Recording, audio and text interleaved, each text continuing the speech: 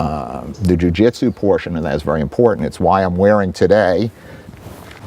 This is when I was a member of the Higan Machado's Pan Am Games, the jiu-jitsu team. All 5 brothers were together at that point, but Higan was the coach for the Pan Am Games, people who are going to compete in the Pan Am Games. I competed in 96 and 97. I took gold 2 times. It was the Blue Belt Masters Division, which is basically the old geezers division.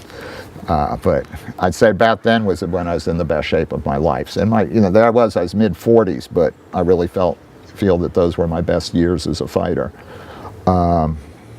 And yeah, I continued to evolve. Eventually I became a purple, and eventually several years after that I became a brown belt under Higan. And so bringing those skills in, but there's important differences between regular grappling and grappling when a stick is involved. One is an image betraying my age here. I used to play a lot of pinball. I was one of the better players in law school. There was a pinball machine in the student lounge, and there was a small group of us that we were addicts. And the machine would have this thing, if you were really doing well, boom, boom, boom. It would set up so that additional balls would be released, and you were playing 3 balls at one time. So instead of just working on keeping 1 ball in play, you had to diffuse your concentration off of the 1 ball and include all 3. And as soon as you started thinking too much about 1 ball, you'd lose track of the others, and you would lose them. They would go down the hole. And that seems to me to be a good image for what happens in stick grappling.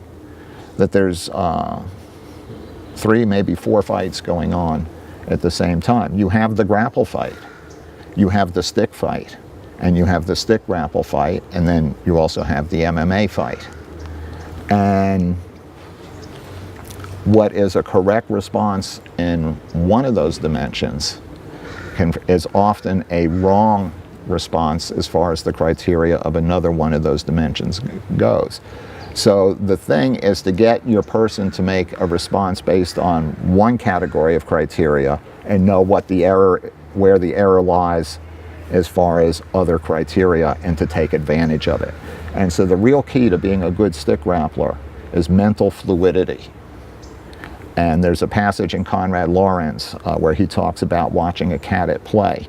The cat goes bats and starts bouncing off of walls and everything. But if you break down what are the behaviors it displayed, it's a mix of stalking a prey, scaring a rival, closing for making the pounce to kill, chasing a mouse. All these behaviors are strung together, and it's play. And play can only be done in an unstressed state. As soon as the cat is stressed, it won't do that. We'll do only the behavior that's responsive to the stress.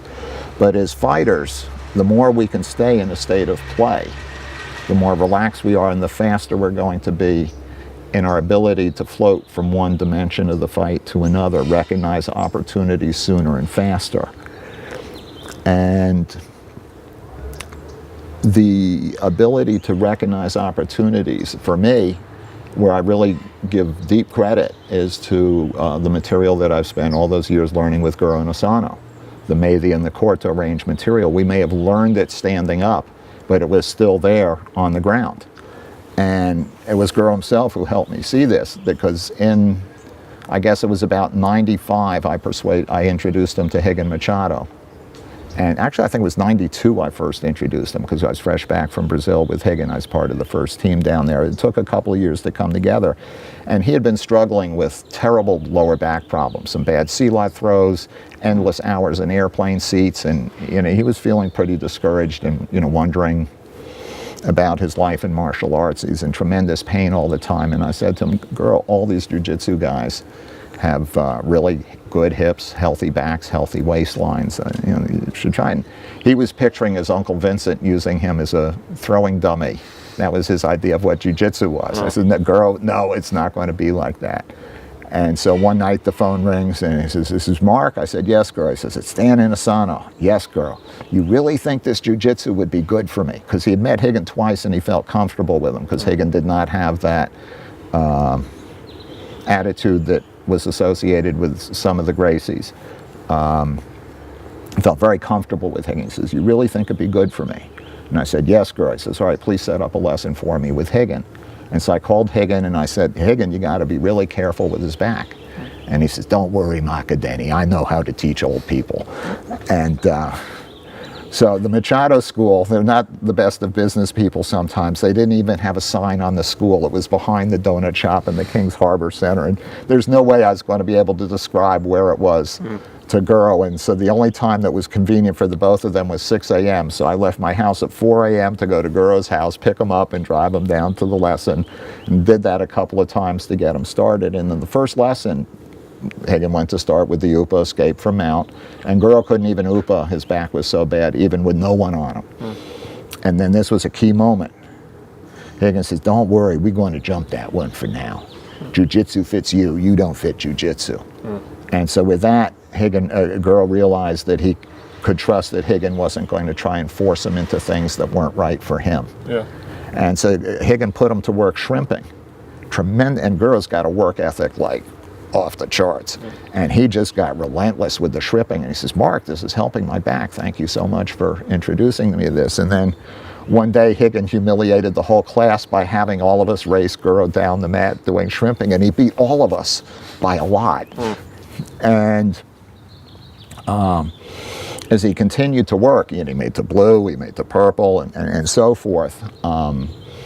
Because I lived near the Machados, it was often convenient for me to be one of the bodies on which he practices technique during the lessons. And so come the end of the lesson, after Hadra Machado was running a lot of these lessons, Hadra came to trust that I wasn't going to get too physical. And so Guru and I would roll. And as long as Higgin was in the room, it was only jiu-jitsu, but as soon as they'd leave the room, he'd nail me with some sneaky C-lot. And he was also going to Eric Paulson saying, well, when Mark Denny does this, and Eric Paulson would give him things. I was also going to Eric Paulson saying, he's getting me in this north-south position and I don't know what to do. So he was coaching each of us against the other. And it was also during this time that Guru had introduced me to Punun Gregor Solite in Tennessee in 1989 at a Pakiti Tersha camp and suggested I started training with him, and I did. So my house was a convenient place for the both of them. So after the jiu-jitsu lesson, we would go over to my house where he would have his lesson with Punun Gregor. And my living room was set up as kind of a gym. I was a bachelor then. And so there would be times, because to roll with a legend, a god, as it were, if sometimes like, oh my God, you can get like this, but there was just a relaxed comfort between Guru and I because of all the time over on the jiu-jitsu mat. And so it was in that context where he didn't feel the need to be respectful to the teacher about sticking with the jiu-jitsu that, we would play lightly with the sticks and stick grappling. And he would do things to me that were moments of satori for me. Oh, I get it now, all these years. Learning doesn't take a long amount of time. It's the not learning that takes up the time. When you get it, you get it. And so, he would just trigger these moments of satori. From guard, he was doing these Junfon trapping sequences on me. So that never occurred to me.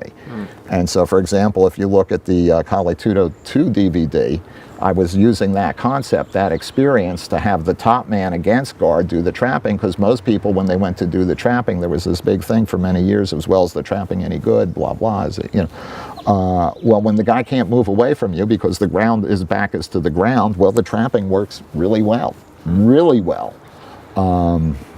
And, when I go in light play with good people, and I'm talking about professionals, and they're not overwhelming me with their physicality, which obviously, younger, fitter, stronger, sturdier, they could do. But, when they dial down to my level of physicality and we're just playing, I find the trapping to be exceedingly functional. I mean, I regard it as a ace up the sleeve for me.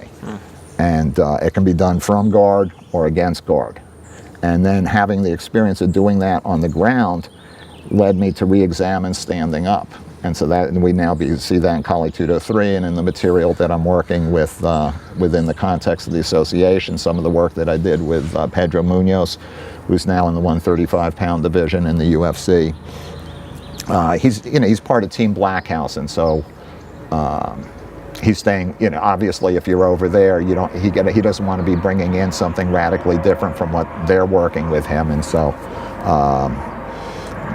But he liked the material. He's said some very kind things about it online, given me permission to use the footage from my work with him as part of the association, so people there can see what are high-level professional, how he reacts to the material and so forth. But so I found the trapping to be very important. So the game evolved, and the game evolved.